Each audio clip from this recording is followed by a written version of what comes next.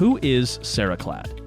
Ceraclad is a subsidiary of KMEW Japan, which is wholly owned by two Japanese industry titans, Panasonic, established in 1918, and Kubota Corporations, established in 1890.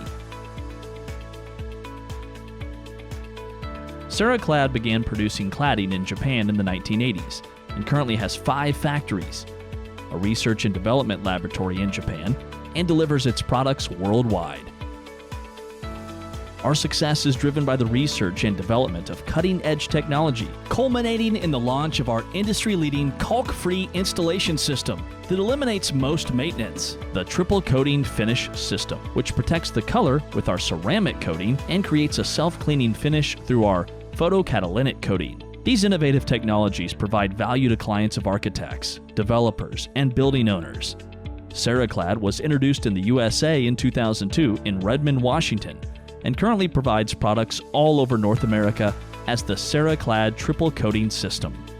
Architects embrace and trust the quality of Ceraclad.